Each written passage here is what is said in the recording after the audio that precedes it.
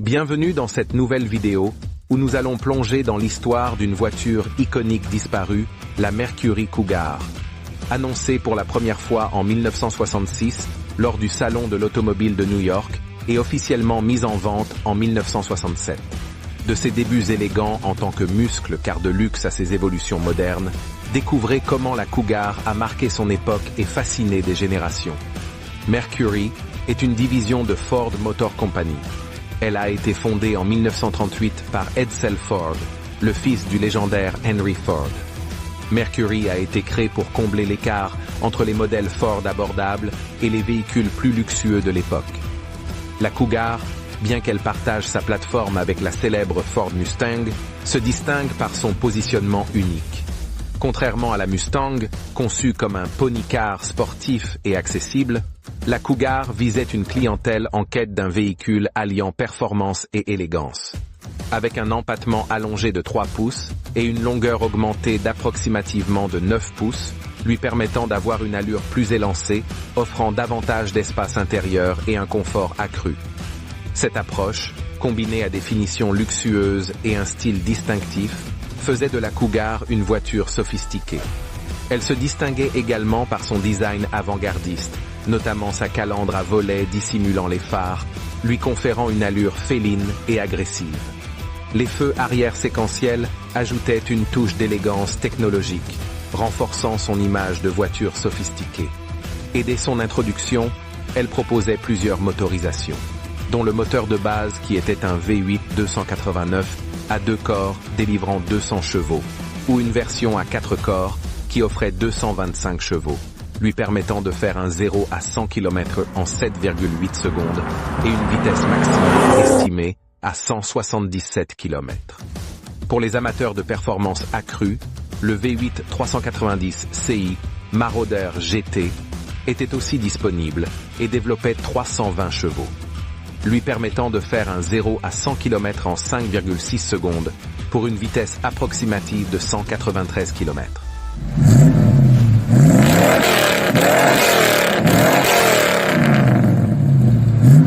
En 1968, Mercury a introduit des éditions spéciales pour célébrer le succès de la Cougar en compétition.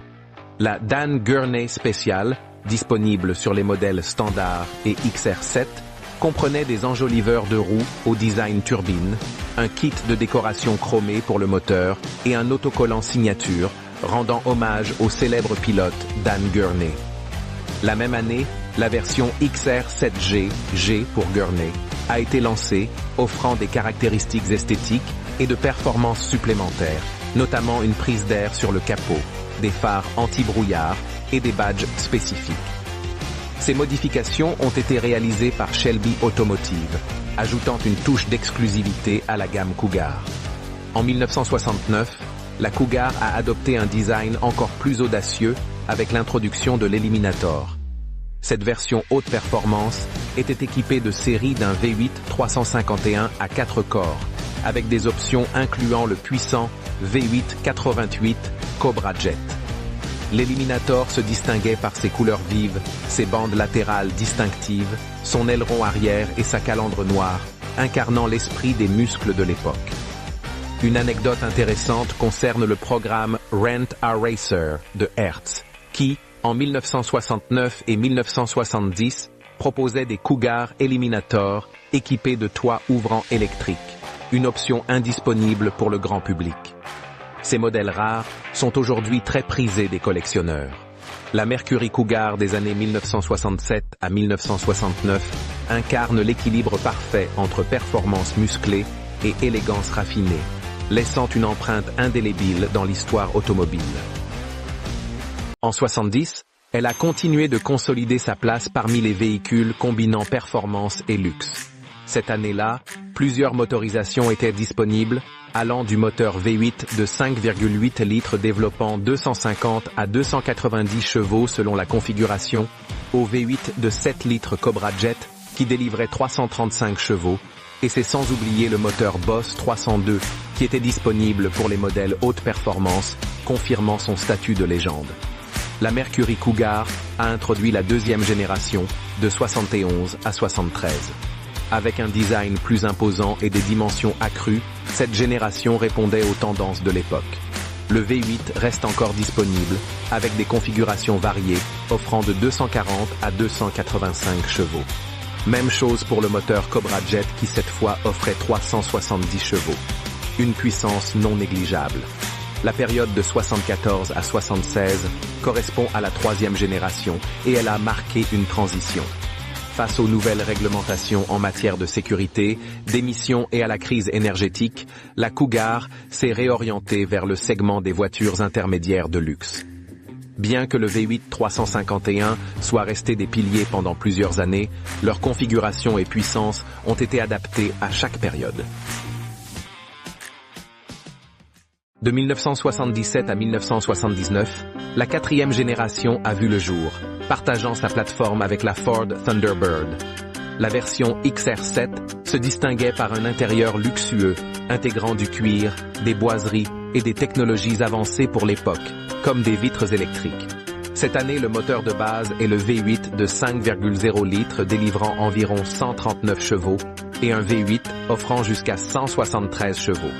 Les performances s'alignaient davantage sur le segment des coupés de luxe, avec un 0 à 100 km d'environ 11 secondes, compensé par une conduite douce et raffinée. Malgré ces transformations, la Cougar des années 70 a su conserver son identité, alliant élégance, puissance et confort.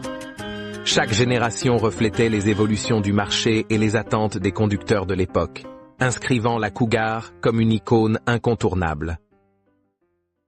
De 80 à 82, la cinquième génération marque un tournant important dans l'histoire du modèle.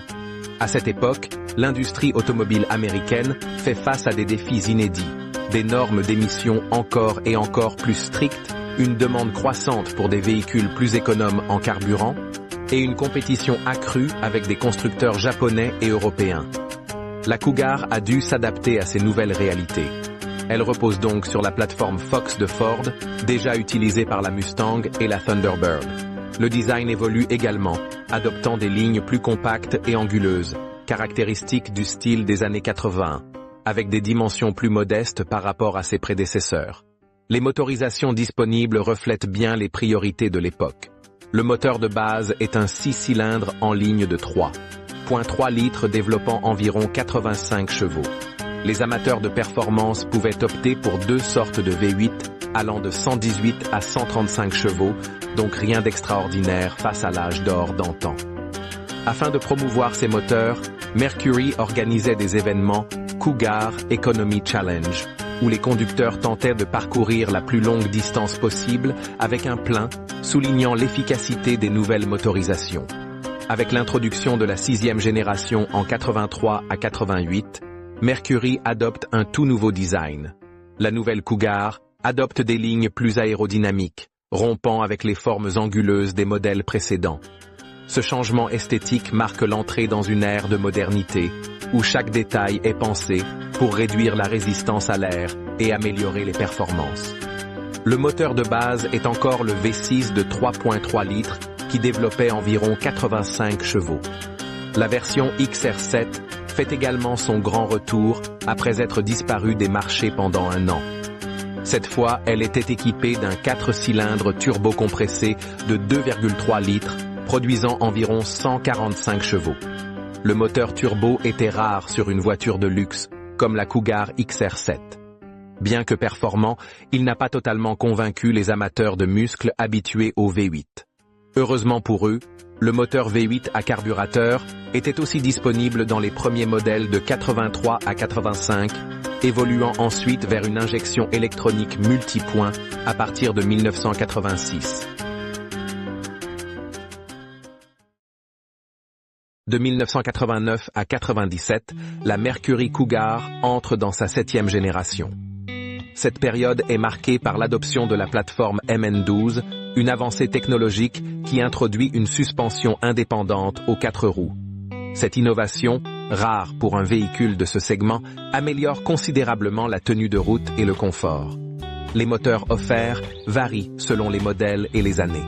Le moteur de base est un V6 de 3,8 litres développant 140 chevaux, tandis que les amateurs de performance peuvent opter pour la version supercharged du même V6, délivrant 210 chevaux grâce à un compresseur. Pour ceux qui recherchent une expérience plus classique, un V8 de 5 litres développant 200 chevaux est également disponible jusqu'en 1993, avant d'être remplacé par un V8 4,6 litres de la famille modulaire, produisant 205 chevaux. L'intérieur de cette génération met l'accent sur le luxe et la technologie, telles que des options avancées pour l'époque, comme le système audio JBL et la climatisation automatique. La Cougar continue ainsi d'incarner l'équilibre entre confort et innovation. Malgré son succès, cette génération marque la fin de l'ère des coupés Mercury de grande taille. Et pour 1998, aucun modèle de la Cougar n'a été produit. Pour faire son retour en 1999, elle se réinvente une dernière fois en lançant sa 8e génération. Ce nouveau modèle marque une rupture totale avec ses prédécesseurs et incarne un changement radical dans l'orientation de la marque. Fini le coupé de luxe imposant. La Cougar devient une voiture compacte sportive. Basée sur la plateforme de la Ford Mondeo, cette nouvelle Cougar adopte un design de type fastback, avec des lignes tendues et des courbes agressives.